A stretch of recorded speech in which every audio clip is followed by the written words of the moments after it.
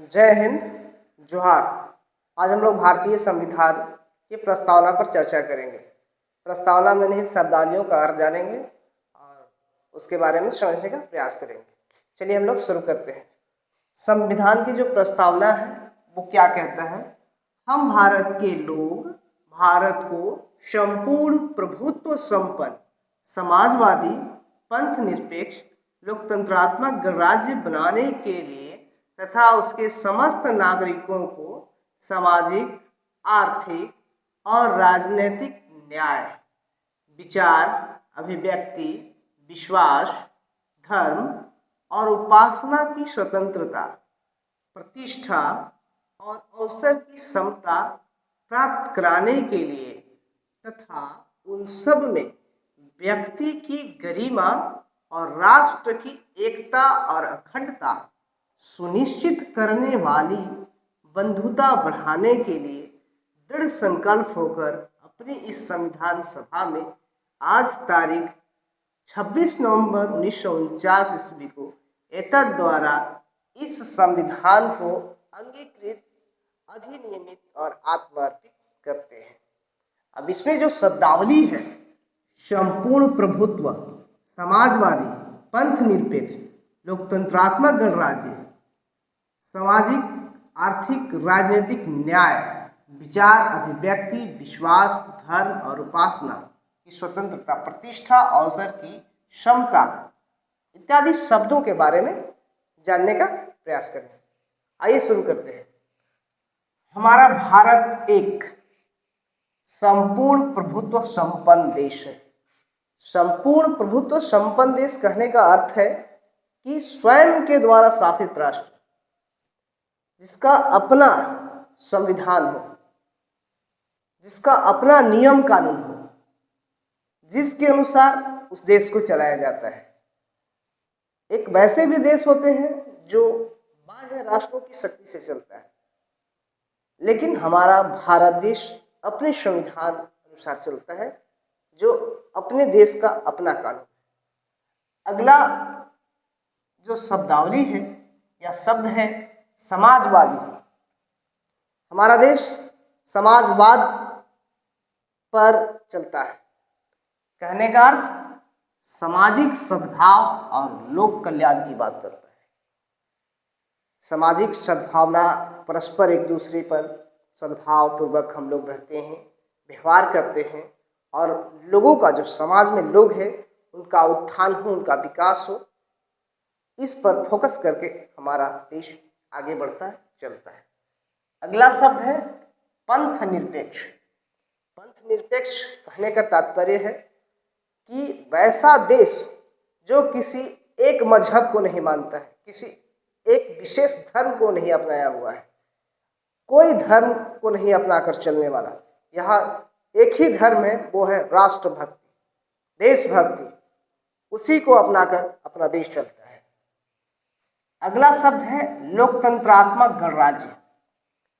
ऐसा देश जो लोगों के शासन का देश हो, अर्थात जनता ही सर्वोपरि हो। ऐसा देश जिसमें जनता मालिक हो। हमारा देश government of the people, by the people and for the people के जरिए चलता है।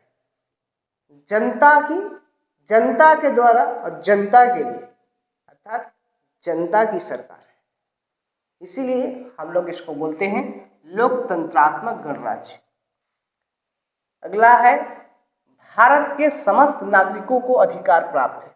जैसे भी हम लोग देख रहे थे, तथा उनके समस्त नागरिकों को सामाजिक, आर्थिक और राजनीतिक न्याय, विचार, अभिव्यक्ति, विश्वास, धर्म, उपासना की स्वतंत्रता, प्रतिष्ठा, अवसर की समता प्राप्त कराने के लिए तथा उन सब में व्यक्ति की गरिमा और राष्ट्र की एकता और अखंडता सुनिश्चित करने वाली बंधुता बढ़ाने के लिए। अब वही शब्द यहाँ पे आ रहे हैं। न्याय कहने का अर्थ है हमें सामाजिक, आर्थिक और राजनीतिक आधार पर न्याय प्राप्त है। इन तीनों जो शब्द है, इसमें से हमें सब में न्याय मिलता है। और अगला शब्द है स्वतंत्रता, जो भारतीय संविधान के मूल अधिकार अनुच्छेद 1922 तक मिलता है। हमें 19 से 22 तक जो स्वतंत्रता हमें प्राप्त है वो मूल अधिकार के तहत प्राप्त है, जिसे कोई छीन नहीं सकता है। और वो स्वतंत्रता क्या है, आप देखिए यहाँ पे, विचार,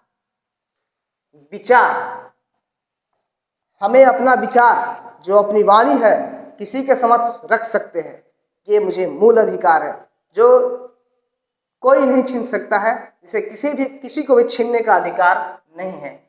अभिव्यक्ति, अपना विचार हम कहीं पर भी रख सकते हैं, किसी के भी समक्ष रख सकते हैं, हाँ, लेकिन संवैधानिक तरीके से, चाहे वो प्रधानमंत्री हो, राज्यपाल हो, राष्ट्रपति हो या अधिकारी हो, कर्मचारी हो, किसी के समक्ष। अगला शब्द है विश्वास। विश्वास का भी अधिकार हमें प्राप्त है।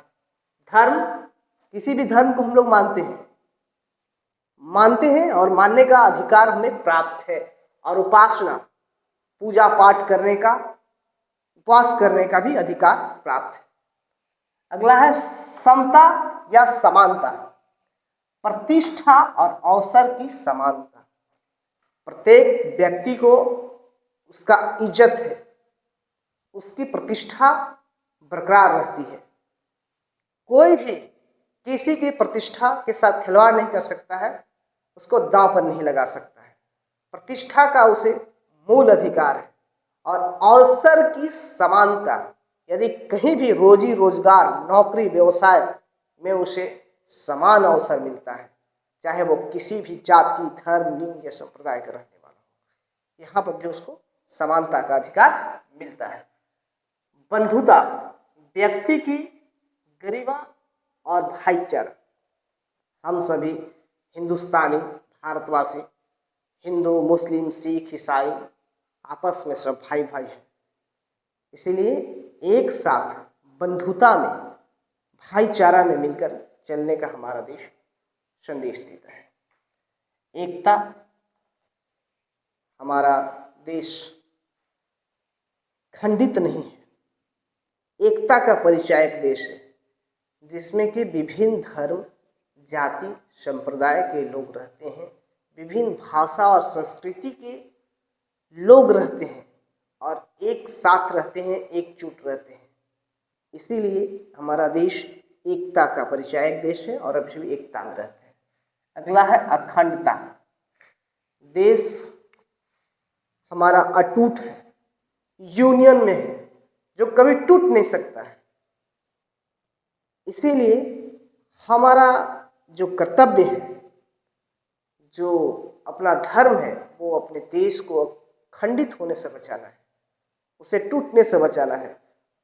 बाह्य आंतरिक अशांति से उसे सुरक्षित रखने का हमारा धर्म भी है और कर्तव्य भी है। जय हिंद।